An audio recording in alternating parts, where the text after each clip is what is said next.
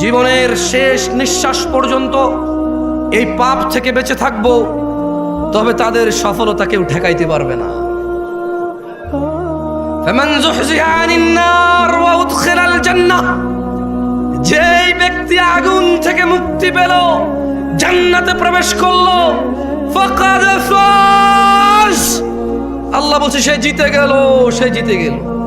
কে জিতছে? কে জিতছে? যে আগুন থেকে বেঁচে গেল, জান্নাতে ঢুকলো, সে জিতছে। কে জিতছে? কে জিতছে? যে 3 গোল দিছে সে? কে জিতছে? বলেন বলেন, মুখস্থ করেন, ঠোঁটের মধ্যে নিয়ে আসেন, দেখেন না মুখের থেকে হৃদয় ঢোকে কিনা। কে জিতছে? নাকি যে ছক্কা মারছে? কে জিতছে? নাকি যে চাকরি পাইছে? কে জিতছে? নাকি যে নেতা হইছে? কে জিতছে? নাকি যে ব্যবসায়ী হইছে? কে জিতছে? যার বাপের 20 বিঘা জমি সে, নাকি যে আগুন থেকে মুক্তি পাইছে? সুসংবাদ, সুসংবাদ। কি আল্লাহ পাইছো? আমি মাঝে মধ্যে চিন্তা করি, আল্লাহ এত দয়ালু না হলে, আল্লাহ এত দয়ালু না হলে আমরা পৃথিবীতেই শেষ হয়ে যেতাম। আল্লাহ তাআলা কোরআনে বলছেন, মনোযোগ দিয়ে শোনেন, ইল্লা মান তাব, ও চোরের দলেরা, ও জানাখোররা, ও নেশাগ্রস্তরা, ও অত্যাচারীরা, ও জালেমরা, ও ইসলাম বিদ্বেষীরা, ও আল্লাহদ্রোহীরা, ইল্লা মান তাব, সুযোগ, সুযোগ, মহা সুযোগ, অফার, অফার, বিশাল অফার। ওহো, কি ঘোষণা আল্লাহ! অতঃপর যেই ব্যক্তি অন্যায়, চুরি হোক, যা হোক, নেশা হোক, জনা হোক, যে কোনো অন্যায় হোক, ইল্লা মান তাব, অন্যায় যত হোক, যে ব্যক্তি অন্যায় থেকে তওবা করলো, ফিরে আসলো, ওয়া আমানা, আল্লাহর প্রতি ঈমান আনলো, ওয়া আমিলা আমালান সালিহা, অপরাধ জমিন থেকে আসমানের মেঘমালা, অপরাধ জমিন পরিপূর্ণ হয়ে আছে, অপরাধ সাগরের অতুলনীয় জায়গায় পৌঁছে গেছে। আল্লাহ বলছে খালি ফিরে আয় রে, তোর অপরাধ কতটুকু অপরাধ, তো ফিরে আয়, মাপ চা, ঈমান আন, ভালো কাজ কর। তো বয়স তো 70 হয়ে গেছে, 35 হয়ে গেছে, 40 হয়ে গেছে, ডেলি একটা মেয়ের সাথে শুয়েছি, ডেলি 2 লিটার মদ খাইছি, আল্লাহ ফিরে আসলে হবে? আল্লাহ বলছে, আরে শোন, যদি তুই ফিরে আসস, ঈমান আনস, ভালো কাজ করস, এগুলো তোর গুনাহ পৃথিবী সমান, ফাউলাইকা ইউবাদদিল, আল্লাহ তোর গুনাহ এগুলাকে মাপ তো করবে, সব গুনাহকে ইউবাদদিলুল্লাহ সাইয়্যাতিহিম হাসানাত, তোর সব গুনাহকে, তোর নেকি নেই, তুই বয়স কম, মরে যাবে কিছুদিন পরে, বা তুই জানিস না 20 বছর বয়সে মরতে পারিস, তোর তো আমল নাই, তোর সব গুনাহকে আমি আল্লাহ নেকিতে পরিবর্তন করে তোর নেকির পাল্লা দিয়ে দেব। চ্যানেলটি সাবস্ক্রাইব করে আমাদের সঙ্গেই থাকুন। আমি কি একটা আমলের কথা শিখাই দেব আপনাদের, যে আমলটা আপনাকে কখনো জান্নাত থেকে মাহরুম করবে না, জান্নাতে যাবেনই যাবেন। তাহলে এটা শিখিয়ে দিয়ে এখান থেকে বিদায় নিতে পারবো, রাইট? আর কি লাগবে? আপনি কি চান আল্লাহর কাছে? আল্লাহর কাছে কি চান? কি চান? তো ওই সম্পর্কে একটু জানাই দিলে তো হলো, আর তো সারা রাত ওয়াজ করে তাহলে লাভ নাই, আমাদের মূল ঠিকানা পাই গেলে তো হইল। শিরিক করা যাবে না ভাইরা আমার। না না না, আপনাকে ভুল বলছে বক্তা। শেষ নবীর উম্মত আমরা, নবীর উম্মত তোরা কখনো শিরিক করতে পারে না, একদম ভুল বলছে। সূরা ইউসুফ, সূরা নাম ওয়া মা ইউমিনু আকসারুহুম বিল্লাহ ইল্লা ওয়া হুম মুশরিকুন। আপনার হুজুর বলছে যে একবার মুসলমানের ঘরে জন্ম নিয়ে নিলে, বাপ আর দাদা যদি মুসলমান হয়ে যায়, যদি আপনার দাদা আর বাপ কোন রকমের মুসলমান হয়, তাহলে আপনার দ্বারা শিরিক আর সম্ভব না। আপনার হুজুর বলছে, আমি বলছি, এরকম মাইকে এসে, কেমন? ওইদিকে সূরা ইউসুফ কি আমাদের নবী মুহাম্মদের উপরে সাল্লাল্লাহু আলাইহি ওয়াসাল্লাম নাজিল হয়েছে নাকি অন্য নবীর উপরে? তাহলে এখানে আল্লাহ বলছেন যে ওয়া মা ইউমিনু আকসারুহুম বিল্লাহ, আল্লাহ তাআলা বলছে যে এই যে মানুষকে তুমি দেখছো মুহাম্মদ সাল্লাল্লাহু, এদের অধিকাংশ মানুষ প্রথমে ঈমান আনে। প্রথমে কি আনে? কি আনে? মানে এরা স্বীকার করে বাচ্চা দেয় কে, বৃষ্টি দেয় কে, সুস্থ করে কে? এরা ঈমান আনে। ইল্লা ওয়া হুম মুশরিকুন। তবে এদের যারা ঈমান আনে এদের অধিকাংশ 50%-এর উপর হলো মুশরিক, শিরিক করে। ওই কল্পনা থেকে বের হন যে আপনার বাপ দাদা মুসলমানের জন্য আপনার দ্বারা শিরিক হবে না, কেমন? ওটা থেকে বের হন। আর শুনেন, খালি যে মাজারে গিয়ে, মন্দিরে গিয়ে, তারপরে হচ্ছে কোনো মানুষের পায়ের নিচে, তারপর হচ্ছে কোনো নেতার নিচে, পয়সাওয়ালার নিচে, কোনো মহিলাকে পাওয়ার জন্য এভাবে করলে যে শিরিক হয় তা না। শুধু শিরিক এভাবে হয় না। জাবের রাদিয়াল্লাহু আনহু থেকে বর্ণিত, তিনি বলেন, কি বলেন? তিনি বলেন যে বাইনার রাজুলি ওয়া বাইনাশ শিরকি ওয়াল কুফরি তারকুস সালাহ। একজন ব্যক্তি শিরিক আর কুফরের মধ্যে পার্থক্য হচ্ছে নামাজ ছেড়ে দেওয়া। বুঝাইতে পারছি? আমি বলি নাই, জাবের রাদিয়াল্লাহু আনহু বলছেন। বলেন না যে নতুন কথা বলছি। আরে ভাই, আপনি শুনেন নাই, এটা 1450 বছর পুরনো। আপনার মুহাদ্দিসরে জিজ্ঞেস করেন না, আপনার এখানে আলিয়া মাদ্রাসার প্রিন্সিপালকে, জিজ্ঞেস করেন না আপনার মসজিদের জুমার খতিবকে, জিজ্ঞেস করেন না আপনার পাড়ার ডাবল টাইটেল পাস মাওলানাকে।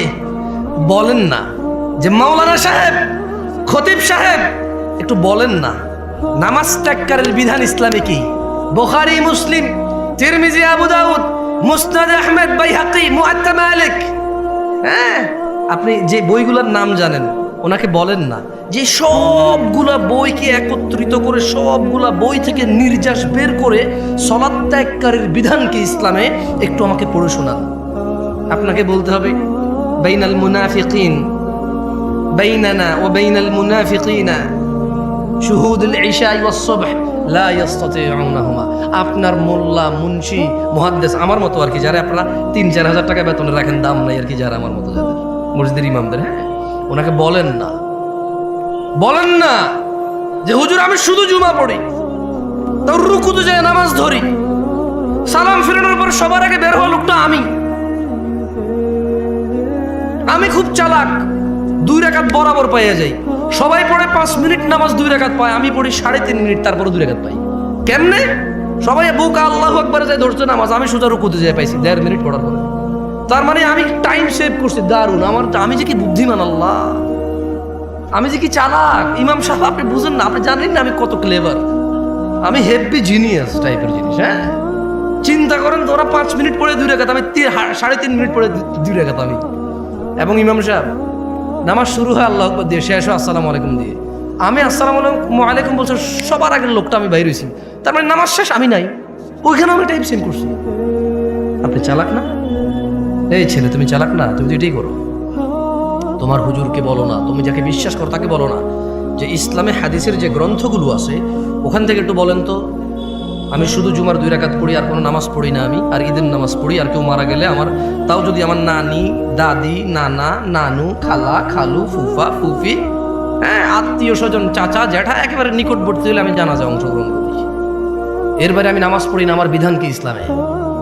শুনেন, আপনার হুজুর থেকে শুনে নিয়েন আপনার আলেম থেকে, শুনে নিয়েন আপনার বিশ্বস্ত মানুষটা থেকে, যাকে আপনি শ্রদ্ধা করেন। আজকে আমাকে নিয়ে আসছেন, আমি বলে দিই, দেখিয়ে এগুলো এসে বলতে হবে। যদি সে আপনাকে আদর করে এইভাবে মাথা বুড়ি বলে যার সমস্যা নেই, ঠিক হয়ে যাবে, তো ওনার ব্যাপার। আর যদি বই থেকে নিয়ে আসে কথা, কোথায় থেকে? বই থেকে নিয়ে আসতে বলবে যে বাইনানা ওয়া বাইনাল মুনাফিকিন শুহুদুল ইশা ওয়াস সুবহ লা ইস্তাতিউনাহুমা। বলতে হবে যে আল্লাহর নবী বলছে আমাদের মুসলমানদের আর মুনাফিকদের মধ্যে পার্থক্য হচ্ছে ফজর আর ইশায় উপস্থিত হওয়া। লা ইস্তাতিউনাহুমা, মুনাফিকরা ফজরে আর ইশায় উপস্থিত হতে পারে না। আল্লাহ নবী মুনাফিক বলছে তাদেরকে। আপনি আজকে শুনছেন এটা? কি বলেন? 1450 বছর পুরনো। এটা আমি বলতে হচ্ছে কেন জানেন? আপনি বলবেন যে দূর থেকে কোন ছেলে আসছে, বাপ দাদা 14 গোষ্ঠী শুনি নাই, ও নতুন কথা কয়। না না, আপনি শুনছেন আজকে, এইটা নতুন কথা না। এটার বয়স 1450 ক্রস করছে। কেমন? মানে আপনার আব্বার আব্বা, তার আব্বার আব্বা, তার আব্বার আব্বা, তার আব্বার আব্বা, তার আব্বার আব্বা, তার আব্বার আব্বা, তাদের সবার আব্বার আব্বার আগে কথা এটা। আপনি বলবেন যে কি কথা বলে, বাপ দাদার জন্মে শুনে নেই। আর দূর, তোমার বাপ দাদার 14 গোষ্ঠীর 14 বার যোগ্য লেয়ার আগের কথা এটা। এত পুরনো কথা তুমি শুনো নাই কখনো, সময় পাও নাই শুনতে। এটা বলতে হবে। আরেকটা কি বলবে? আরেকটা বলতে হবে যে যে বাইনাল আবদি ওয়া বাইনাল কুফরি তারকুস সালাহ, কাফের আর মুমিনের মধ্যে পার্থক্য হচ্ছে নামাজ ছেড়ে দেওয়া। এটা বলবে উনি, যদি উনি বই থেকে বলতে হয়। কেমন 90% মুসলমানের দেশ, বলো মারহাবা, বলো হ্যাঁ, বলতে থাকো। তোমার ক্ষমতা অনেক না, তুমি নিজেকে নেতা বললে নেতা, সুদর্শন বললে সুদর্শন, কবি বললে কবি, লেখক বললে লেখক, তুমিই তো তুমি তো বলো নিজেকে মুসলমান মুমিন বলো, তোমার মর্জি। কিন্তু মনে রাখবা, ইয়াউমা লা তামলিকু নাফসুন লিনাফসিন শাইআ ওয়াল আমরু ইয়াউমাইযিল লিল্লাহ। ওই দিনকে ভয় করো যেদিন কোনো মানুষের কোনো ক্ষমতা কোনো কাজে আসবে না, একচ্ছত্র মালিকানা সিদ্ধান্ত নেওয়ার ক্ষমতা থাকবে কার? ওই দিনকে ভয় করো। ওই দিন মুসলমান বললে মুসলমান হওয়া যাবে না। আল্লাহর নবী বলে গেছে যে নামাজ ত্যাগ করে সে কুফরি করে। এখন বলবো জামশেদ মজুমদার এসে ফতোয়া দিয়েছে নামাজ ছাড়লে কাফের। আমি কখন বললাম রে ভাই? জাবের রাদিয়াল্লাহু আনহু বলছে আল্লাহর নবী বলছে যে নামাজ ছাড়ে সে কাফের। যে নিয়মিত নামাজ ছেড়ে দেয়, যে নামাজকে পরিত্যাগ করেছে, যে নামাজকে ছেড়ে দিয়েছে, যে নামাজকে নামাজের সাথে কোনো সম্পর্ক রাখলো না, নিজের সম্প্রীতি রাখলো না, কিছু রাখলো না, যে শরমে নামাজ পড়ে, জুমা না পড়লে মানুষই কি করবে? আরে বেটা ভাই আমার, জুমা আর জোহর দুইটাই ফরজ। কেমন জুমার দিনের যে 2 রাকাত জুমা আর শনিবারের যে 4 রাকাত জোহর দুইটাই ফরজ। কেমন আল্লাহ আমাদেরকে বোঝার তৌফিক দান করুন। তো আপনাদেরকে এমন একটা তথ্য, ও আর একটা ওই যে বললাম বাইনার রাজুলি ওয়া বাইনাশ শিরকি ওয়াল কুফরি তারকুস সালাহ। নিশ্চয়ই বান্দা মুশরিক কাফেরের মধ্যে পার্থক্য হচ্ছে নামাজ ত্যাগ করা। বহু দূর থেকে আসছি, এই পুরো কাউনিয়ার সবাই যদি জান্নাতে চলে যায়, যদি আমি না যেতে পারি, এতে আমার কোনো সফলতা নাই। এই পুরো কাউনিয়ার সবাই যদি জাহান্নামের নিম্ন স্তরে চলে যায়, যদি আমি মুক্তি পেয়ে যাই, এতে আমার কোনো লস নাই। তাই এমন একটা ইবাদতের কথা, এমন একটা দুষ্কৃতির কথা, এমন একটা পাপের কথা বলে যেতে চাই, যেই পাপকে পরোয়া করলে এই রাজাঘাটের মানুষের জান্নাত হবেই হবে। আমি বলিনি, আল্লাহ বলেছে। যদি রাজাঘাটের নারী ও পুরুষরা, যদি রাজাঘাটের ধনী ও দরিদ্ররা, যদি রাজাঘাটের যুবক ও বৃদ্ধরা, সুস্থ অসুস্থরা যদি সিদ্ধান্ত নেয় এই পাপ সম্পর্কে আমরা সতর্ক হব, জীবনের শেষ নিঃশ্বাস পর্যন্ত এই পাপ থেকে বেঁচে থাকব, তবে তাদের সফলতা কেউ ঠেকাইতে পারবে না।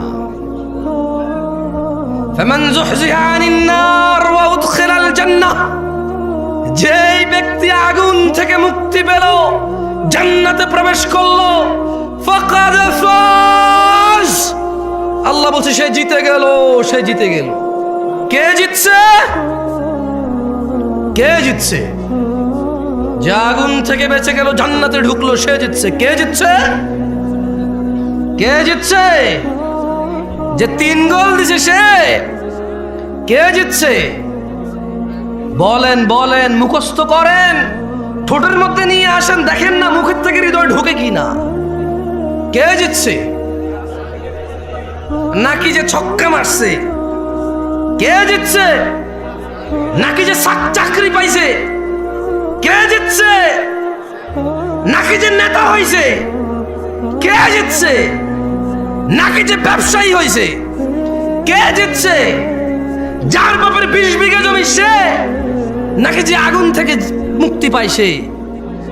সফলতা আল্লাহর কাছে জান্নাত ছাড়া আর কিচ্ছু না। এই পৃথিবীতে এমন কিছু নেই যেটা পেলে আল্লাহ মানুষকে সফল বলেছে। আল্লাহ বলেছে যে আগুন থেকে রেহাই পেল, জান্নাতে প্রবেশ করলো, ফাকাদে ফাজ, সে জিতে গেল।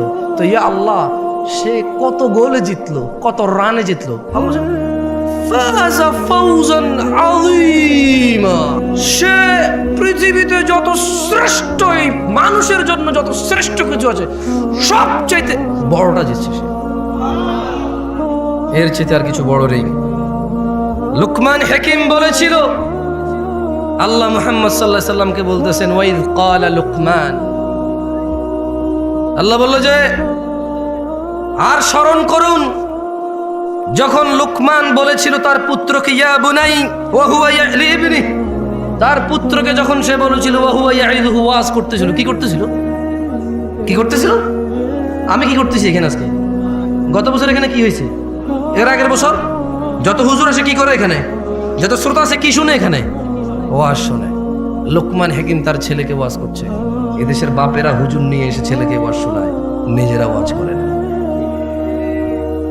যেদিন বাপ তার ছেলেকে ওয়াজ করবে, স্বামী তার স্ত্রীকে, দাদা তার নাতিকে, নাতি তার দাদাকে, মা তার মেয়েকে, বাপ তার মেয়েকে, চাচা তার ভাতিজিকে, মামা তার ভাগ্নিকে, ভাগিনাকে, পাড়া প্রতিবেশী তার পাড়া প্রতিবেশীকে যেদিন ওয়াজ করবে, সেই দিন ওই একটা ইসলামের বিধানকে প্রস্তুত করার জন্য দু চারটা সুন্নতকে ছোট করা লাগবে না।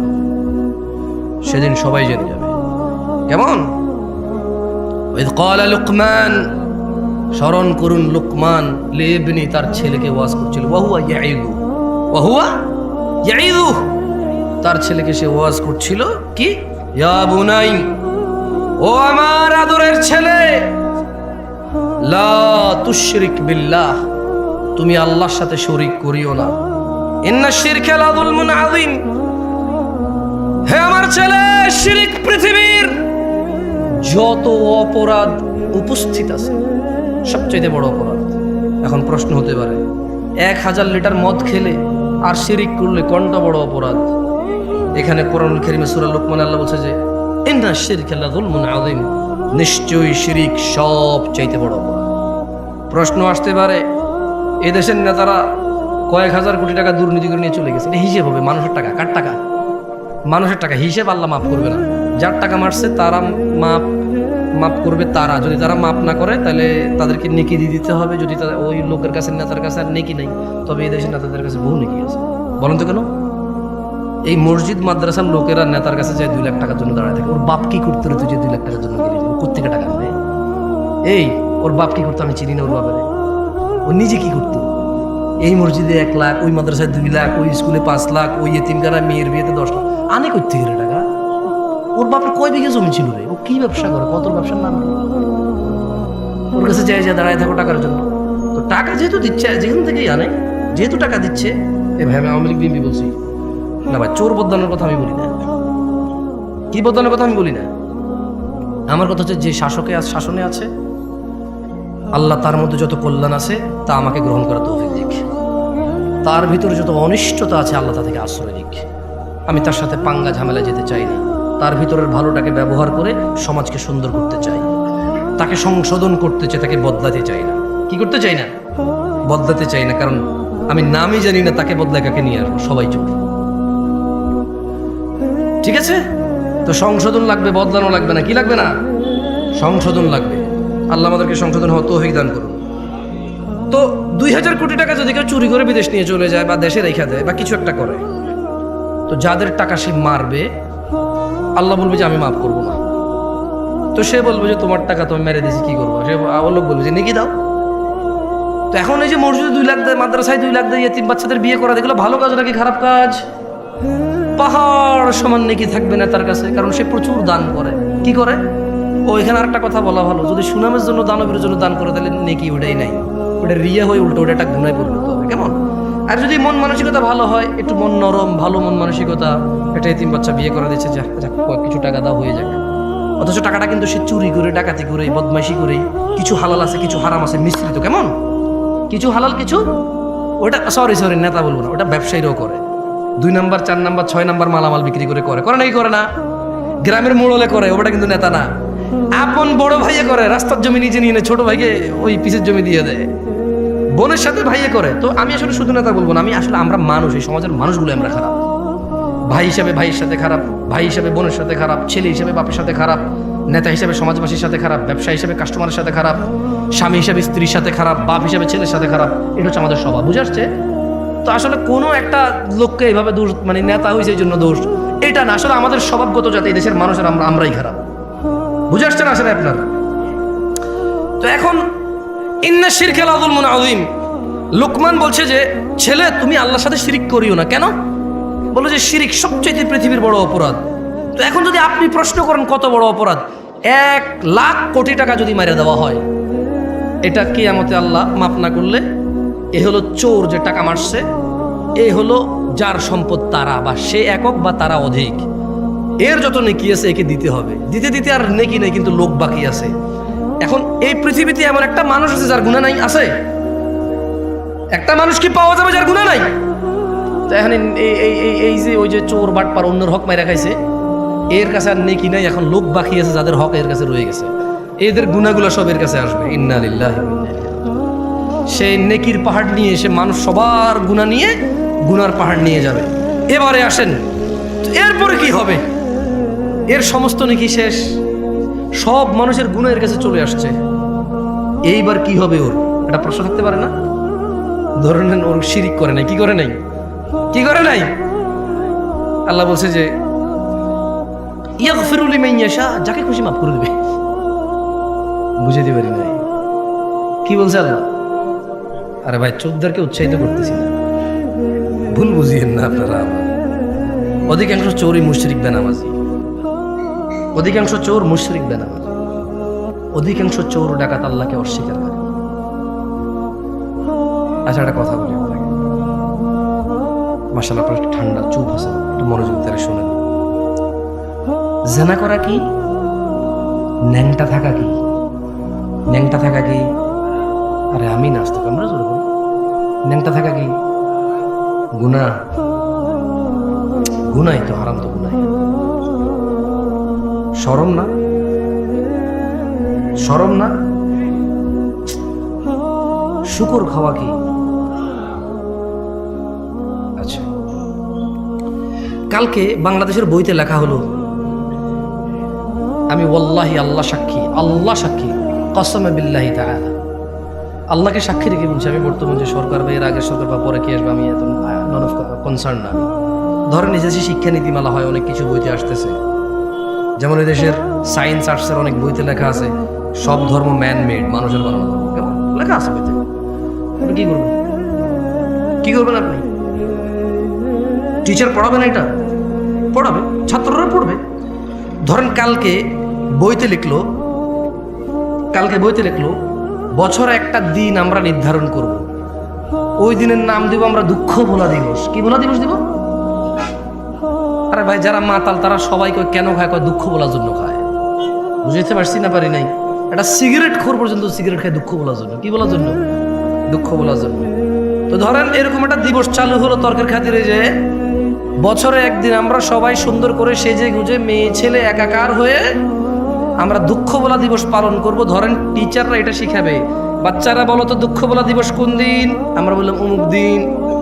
এরপর আমরা সবাই আইলাম, বাপের থেকে 2, 4, 500, 1000 যেই টাকা বিয়ার পাওয়া যাবে, মদ পাওয়া যায়, সবাই 1 বোতল 2 বোতল করে নিয়ে আইলাম। নিয়ে আয়া আমরা সবাই একসাথে হইলাম, হয়ে আমরা কি পালন করব?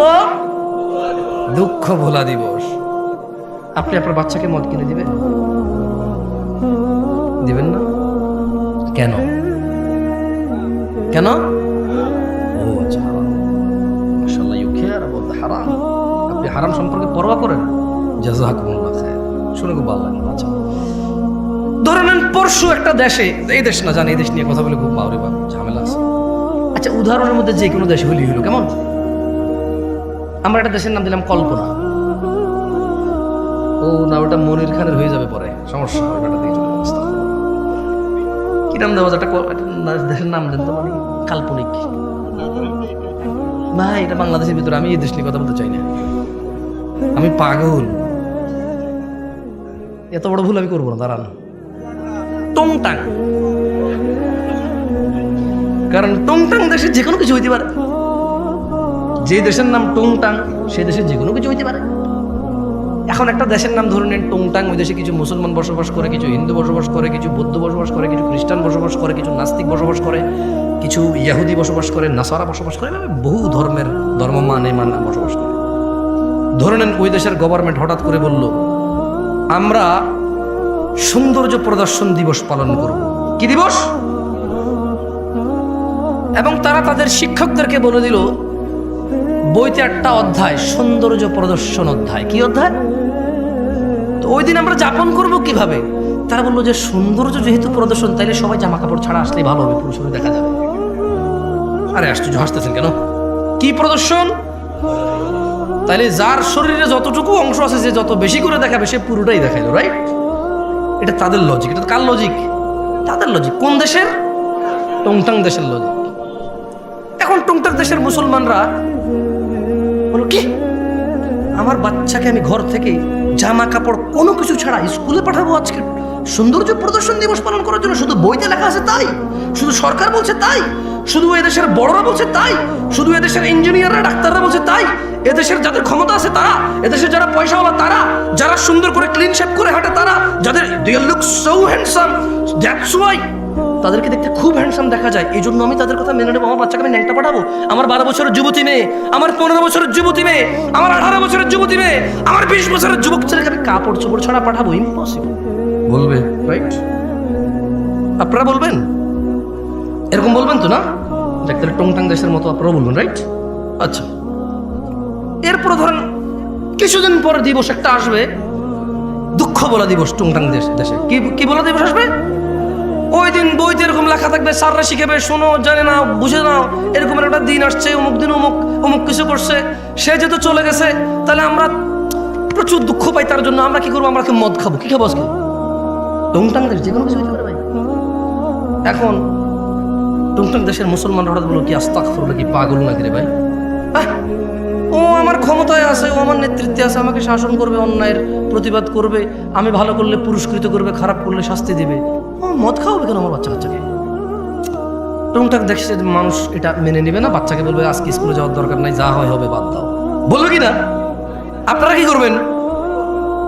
তো এই যে যারা আমাদের জন্য, ভাষার জন্য, স্বাধীনতার জন্য, আমাদের জন্য এই পৃথিবী ছেড়ে চলে গেল এই দেশে,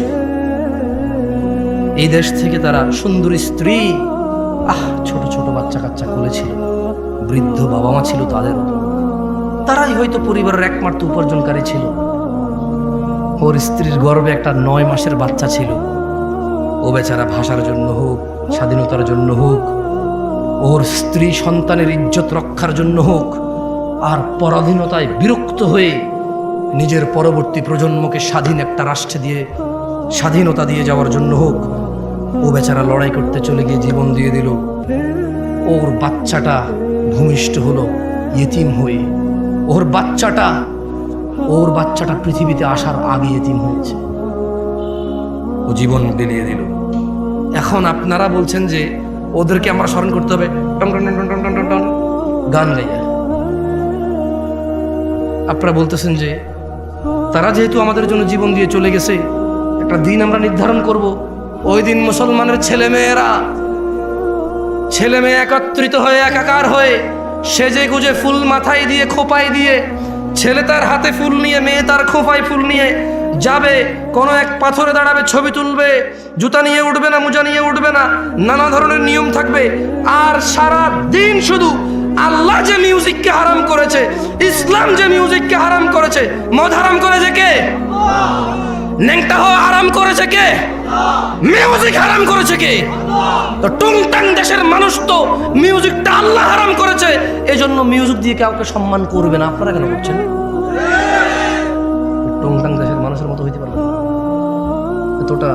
এতটা বিবেকহীন হয়ে গেছে। মানে বইতে লেখা থাকবে, কেউ একজন বলবে আচ্ছা মৃত ব্যক্তি গান বাজালে সম্মান পায়, এটা কে বলছে ভাই? মিউজিক বাজাইলে যে আমার জন্য উৎসর্গ করেছে তার প্রাণ, যে আমার মাথার মণি, যে আমার আবেগের জায়গা, আল্লাহ তাদের উপর সবার উপর সন্তুষ্ট হলো, জান্নাত দান করুন। যার যার ইমান আমল যতটুকু ছিল আল্লাহ প্রত্যেকটুকু কবুল করুন, আর আল্লাহ তাদের সাথে ইনসাফ করুন। যেহেতু আমরা জানি না এখানে হিন্দু বৌদ্ধ মুসলিম সবাই ছিল, আল্লাহ ইনসাফ করুন। আল্লাহ কি করুন? কথা বলছিলাম, লুকমান তার ছেলেকে ওয়াজ করছিল, লা তুশরিক বিল্লাহ, আল্লাহর সাথে শরীক করিও না। ইন্নাশ শিরকা লাযুলমুন আযীম, শিরক সবচাইতে বড় পাপ। কত বড় পাপ! এই পৃথিবীর সমস্ত জিন আর মানুষ একত্রিত হয়ে যদি কোনো পাপ রটনা করে, এর চাইতে বড় পাপ শিরক। কত বড় পাপ! ছোট্ট একটা উদাহরণ দে, যদিও এই উদাহরণ কিচ্ছু না, ওয়াল্লাহি এই উদাহরণ একেবারেই মিলবে না, তবুও দিচ্ছি। একটা লোক পুরুষ, একটা লোক মহিলা, এই পুরুষ এই মহিলাকে বিয়ে করেছে, বুঝে আসছে? এখন তারা স্বামী স্ত্রী। এখন এই মহিলা জোরে জোরে কথা বলে, এই পুরুষ তাকে বলে যে তোর এত জোরে কথা বলে আমার ভালো লাগে না রে। মহিলা তাও জোরে কথা বলে, পুরুষ বিরক্ত বলে যে কোন পাপ করছে জীবনে, বিপদ গলায় করছে। বাট মহিলাকে ঘর থেকে বের করে না, কি করে না, গায়ে হাত দেয় না, বিরক্ত হয়। ওর বউ পান খায়, বললো যে তুই এত অল্প বয়সে পান খাওয়া শুরু করে দিলি, এমনি এমনি চা বাঁচতে আরে আমার বিচ্ছিরি লাগে দেখতে আমার। কিন্তু বউকেও তালাক দেয় না, বাপের বাড়ি পাঠায় না, গায়ে হাত তোলে না, ওর জন্য জামা কিনে, কাপড় কিনে, ওর জন্য সুন্দর সুন্দর চুড়ি কিনে, লিপস্টিক কিনে, আলতা কিনে। ওর বউটা ওর মায়ের সাথে বিয়াদবি করে, কি সুন্দর করে বোঝায়, তুই তো মা হইছিস, আমাদের তো বাচ্চা কাচ্চা আছে, আমার মাটা বাপের একমাত্র পোলা আমি, আমার তো দুইটা ভাই নাই যে আমি যদি খেয়াল না রাখি আরেক ভাইয়ের বউ খেয়াল রাখবে, একটু খেয়াল রাখ না, আমরা ভদ্র পরিবারের লোক, আমি যদি তোর গায়ে হাত তুলি এখন, তোর সাথে ঝগড়া করি, মানুষ কি বলবে? ছেলের মাও বোঝে যে পরিবারটা সম্মানী, এই জন্য ছেলের বউ যত কিছুই করুক অতটা মানে প্রতিক্রিয়া দেখায় না, মনে করে যে বোঝে না, অবুঝ, এরকম করে ছেড়ে দেয়। ও বউয়ের গায়ে হাত তোলে না, বাপের বাড়ি পাঠায় না, তালাক দেয় না।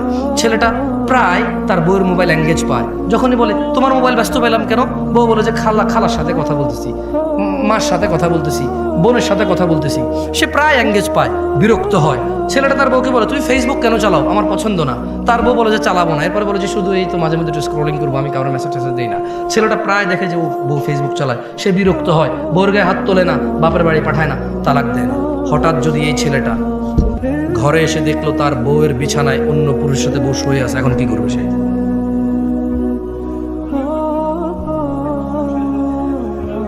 কেন রাগে মেরে ফেলবে কেন? ও কি ইসলাম বোঝে না? ও তো মুসলমান ছেলের কথা বলতেছি আমি।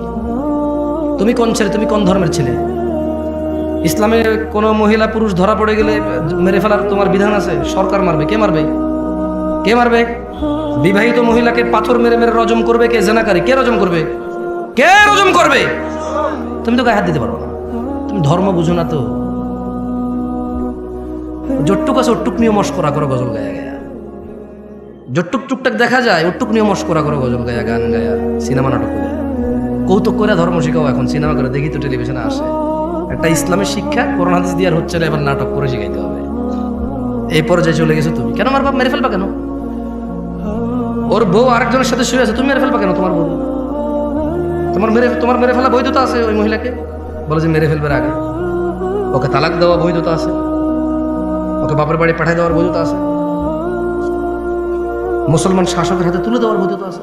যে বিচার হোক, আর বিচার হবে কেন? বিবাহিত মহিলা জানা করলো কেন? বিবাহিত পুরুষ জানা করলো কেন? ওর বিচার হবে, ওকে পাথর বেঁধে মেরে ফেলতে হবে। কে মারবে? শাসক মারবে, পুলিশ। এই দেশে পুলিশ আছে না?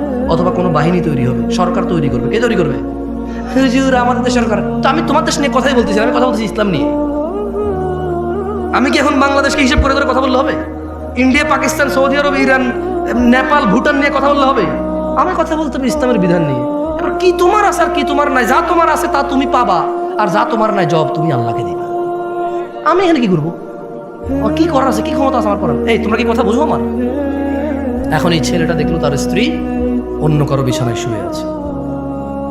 আচ্ছা, এই যে তার মাকে কষ্ট দিল, এই যে মহিলা জোরে জোরে তার সাথে কথা বলল, এই যে মহিলা পান খায়, এই যে মহিলা সারা দিন ব্যস্ততা, মোবাইলে ব্যস্ত পায়, এই যে মহিলা ফেসবুক চালায়, ও কিন্তু তালাক দেয় নাই, দিছে? বলেন তো এবার ও রাখবে? আপনি বললে একটা পুরুষ, অথচ ওর বউকে যদি ওই পুরুষের সাথে না দেখতো, ও জানতেই পারতো না। এই কথা জানতে পারতো? ক্ষমতা আছে। ধরেন ওর বউ একটা পুরুষের সাথে শুইল, ও 3 দিন পরে বাড়ি আসলো, ও ওর বউর সাথে শুইল, ও ওর কি বুঝার ক্ষমতা আছে ওর বউ আরেকজনের সাথে ছিল? আরে জোরে জবাব দেন ভাই। যেই পুরুষ তার বউ যদি আরেকজনের সাথে শোয়, এরপরে সে যদি ওই স্ত্রীর কাছে যায়, যেই পুরুষের এতটুকু ক্ষমতা নাই বুঝার যে অন্য কারোর সাথে ছিল, ওই পুরুষ যদি দেখে আরেকজনের সাথে শুয়েছে, ও ঘৃণায় লজ্জায় রাগে ক্ষোভে দুঃখে ওকে পুরো পৃথিবীর বিনিময় দিলেও বলবো যে বউ আমি রাখবো না ভাই। যার ভিতরে ন্যূনতম লজ্জাবোধ আছে, গায়রাত আছে, গায়রাত মানে বোঝেন আত্মমর্যাদা, কি মর্যাদা, সে রাখবে না। তো বলবো যে ভাই এত কিছু জানি না, আমি জুলুমের শিকার হয়ে গেছি, ওর মোহর কত 20 লাখ, এ ভাই একটা কিডনি খুল লইয়া যায়, সরা দেখলে আমার মেজাজ গরম হয়। আল্লাহ এরকম বলবে। যার ভিতরে ন্যূনতম আত্মমর্যাদা আছে সে বলবে যে 20 লাখ তো নাই, কিডনি একটা নিয়ে যা, 2 কিডনি লাগে না, 1 কিডনি বাঁচা যায়, ওর নিয়ে বাঁচা যাবে না ভাই। কিডনি ছাড়া বাঁচা যাবে গ্যারান্টি আছে, ওর সাথে বাঁচবো না। ও আমাকে ধোকা দিছে, ও আমার বংশ মর্যাদা নষ্ট করছে, ও আমার বংশ নষ্ট করে দিছে। এখন যে বাচ্চাটা আছে এটা কি আমার না আমার, আমি সেই সন্দেহে আছি। ও আমার আগামী প্রজন্ম ধ্বংস করে দিছে। আমার আগামী প্রজন্মের যে বাতি আমার, সে বাতি আমার কিনা আমি জানি না, আমি এতটা দুঃখে আছি। এবং যে নিষ্পাপ সন্তানটা আছে ওর ঘর থেকে হইছে, ওকে বিদায় করে দেওয়ার পর ওই বাচ্চাটাকে দেখলে আমার ওর কথা মনে পড়বে, আর আমি সন্দেহে থাকবো এটা কি আমার বাচ্চা না অন্য কারো। ওকে সরাও, কিডনি নিয়ে যাও, ওকে সরাও, 1 কিডনি দিয়ে বাঁচা যায়। ও আমার আগামী প্রজন্ম ধ্বংস করে দিছে, ও আমার বংশের বাতি শেষ করে দিছে, ওকে সরাও। সেই জায়গায় শিরিক আল্লাহ কিভাবে মানবে? অথচ তিনি জানে ওয়াহুয়া খালাকাক, তিনি তোমাকে সৃষ্টি করেছে। কোথায় থেকে? এক বিন্দু তুচ্ছ পানি থেকে, যেটা তোমার বাপের পাজরের হাড়ে ছিল। এই পিছনের হাড়ে ছিল যে পানিটা, ধাক্কা দিয়ে যে পানিটা বের হয়, যে পানিটা যে কারো হাতে লাগলে গোসল করতে হয়, এভাবে ঘিন ঘিন করে টিস্যু দিয়ে মুছে ফেলবে, এমন তুচ্ছ পানি হতে তোমাকে সৃষ্টি করছে। তুমি তো মনে করো তুমি জোয়ান, তোমার বাপ জোয়ান ছিল না। তুমি মনে করো তুমি জোয়ান থেকেই যাবা, ছোট ভাই আমার, তুমি আর বৃদ্ধ হবা না। খবরদার। আন আবি বকর রাদিয়াল্লাহু আনহু قال, আবু বকর রাদিয়াল্লাহু আনহু থেকে বর্ণিত তিনি বলেন, قال النبي صلى الله عليه وسلم, আল্লাহর রাসূল সাল্লাল্লাহু আলাইহি সাল্লাম বলেছেন, আলা উনাব্বিউকুম বিআকবারিল কাবাইর, ও আমার উম্মতরা, তোমাদেরকে কি আমি বলে দেব পৃথিবীর সবচেয়ে বড় অপরাধ কি? ক্বালু বালা ইয়া রাসূলুল্লাহ, সাহাবারা সবাই বললেন, হ্যাঁ আল্লাহর রাসূল, আপনি বলে দেন না, এই পৃথিবীতে যত অপরাধ আছে সবচেয়ে বড় কোনগুলা? উনি বললেন সালাসান, 3 বার আল্লাহ নবী বলল, আমি কি তোমাদের বলে দেব পৃথিবীর বড় অপরাধ কোনটা? আবার বলল, আমি কি তোমাদের বলে দেব না পৃথিবীর বড় অপরাধ কোনটা? আবার বলল, আমি কি তোমাদের বলে দিব না এই পৃথিবীর সবচেয়ে বড় অপরাধ কোনটা? 3 বার বললেন। সাহাবারা বলল, হ্যাঁ আল্লাহ নবী সাল্লাল্লাহু আলাইহি সাল্লাম বলে দেন। বলেন, আল ইশরাকু বিল্লাহ, পৃথিবীর সবচেয়ে বড় অপরাধ আল্লাহর সাথে শিরিক করা। ওয়া উকুকুল ওয়ালিদাইন, দ্বিতীয় বড় অপরাধ বাবা মায়ের অবাধ্য হওয়া। ওই যে মহিলাটা চিকন হ্যাংলা পাতলা 50-55 বছরের বৃদ্ধা, ওই যে পুরুষটা এখন কোনো কাজ নাই, একটা পাঞ্জাবি আর লুঙ্গি পরে এরকম ওয়াজ মাহফিলে যায়, কোনার দোকানে গিয়ে 2 কাপ চা খায়, আবার ঘরে চলে আসে, ওকে কোথাও ডাকা হয় না, ওকে কেউ 5 পয়সার দাম দেয় না।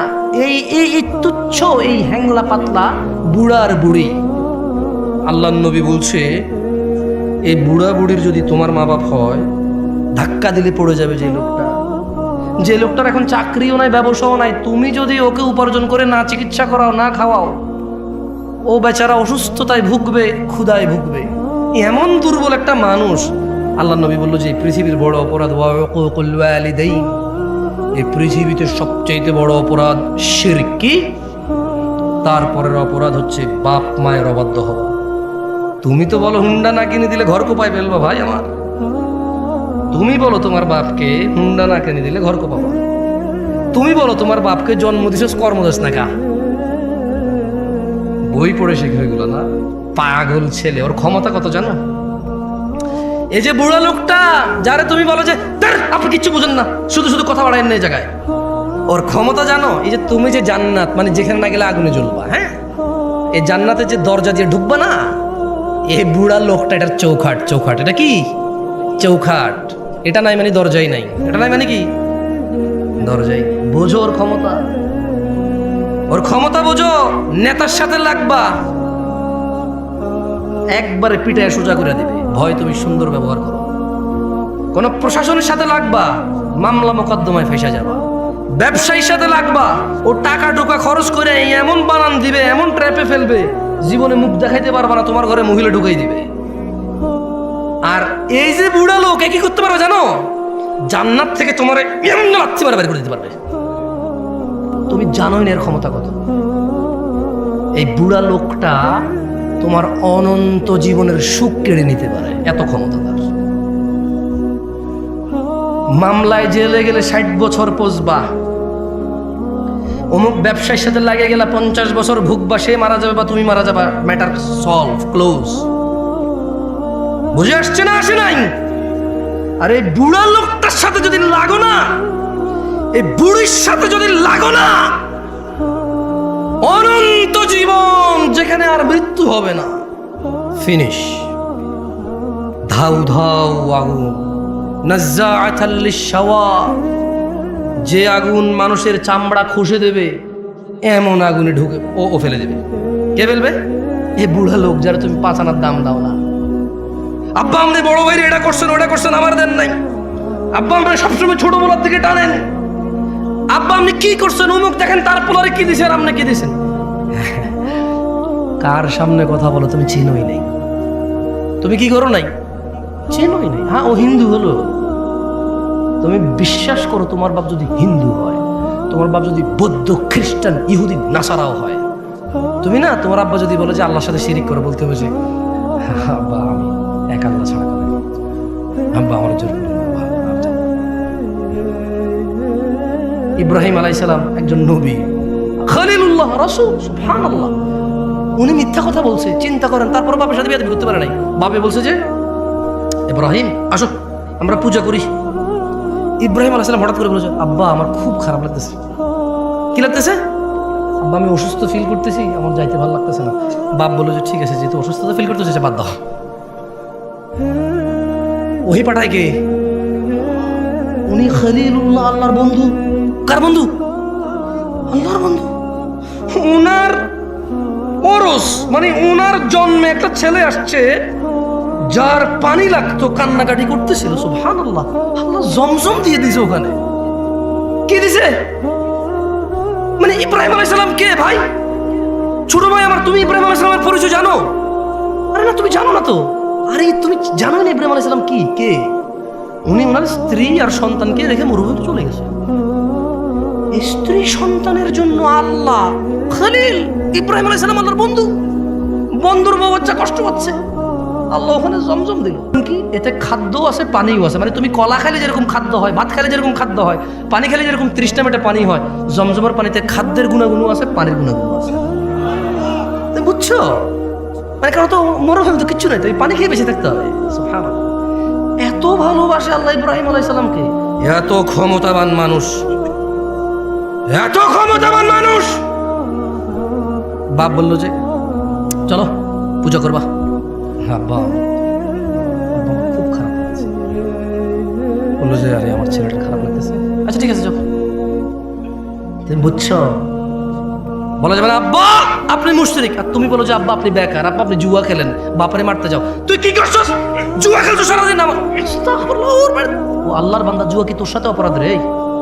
জুয়া তোর সাথে অপরাধ? তোর বাপের, তোর বাপ নেশা করে, তোর সাথে অপরাধ বেটা। হ্যাঁ, এই নেশাখোরটারই তো খাচ্ছিস এখন পর্যন্ত, এই জুয়ারিটা তো খাচ্ছিস এখন পর্যন্ত। এখন পর্যন্ত যে বিয়ে করতে যাবি না, ওর পোলা হিসেবে তোর কাছে মেয়ে বিয়ে দিব মানুষ। তোর অত যোগ্যতা রে, তোর মেয়ে বিয়ে দিবে। এই এত খারাপ মানুষটা এখনো তোর ছত্র ছায়া আছে, তোর ছায়া হয়ে আছে রে। এত খারাপ লোকটা এখনো তোর ছায়া। এখনো তুই ছাদের নিচে বৃষ্টি থেকে আর রোদ থেকে বাঁচিস, ওর বানা।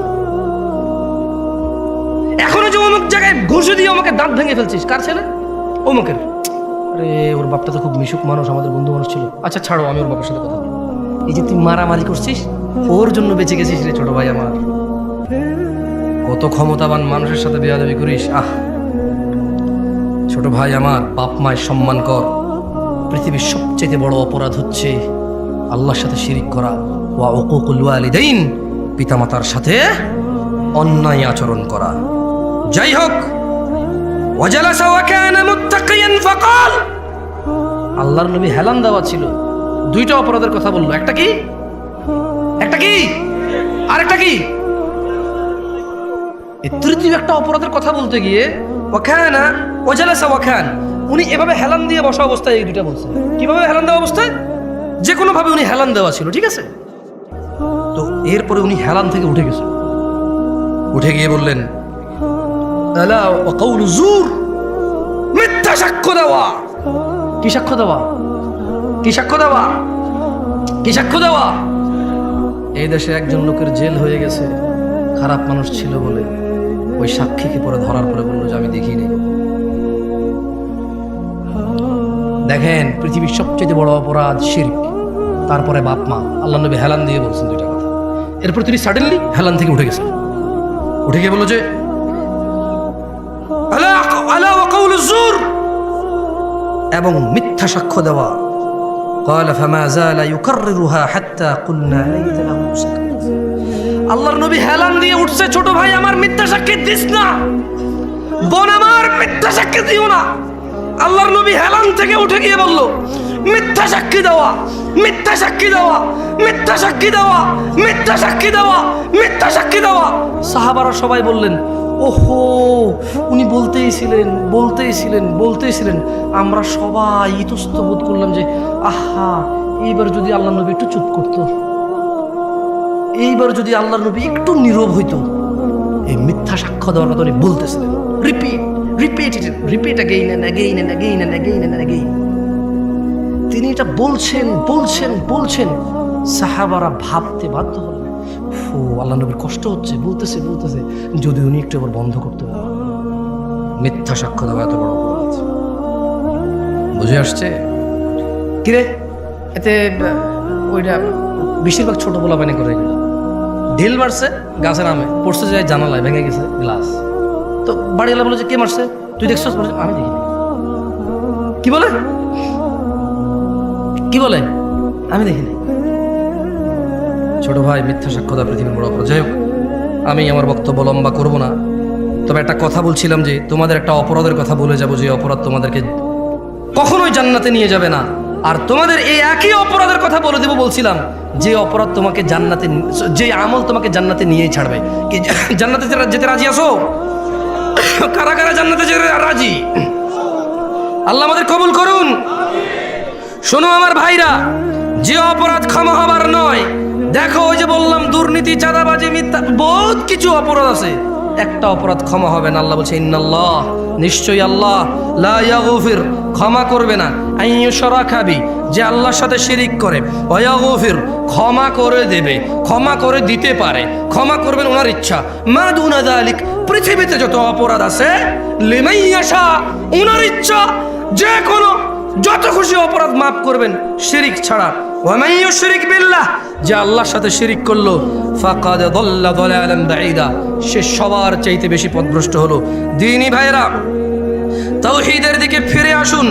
আল্লাযীনা আমানু ওয়া লাম ইয়ালবাসু ঈমানাহুম বিযুলমিন উলাইকা লাহুমুল আমন ওয়া হুম মুহতাদুন।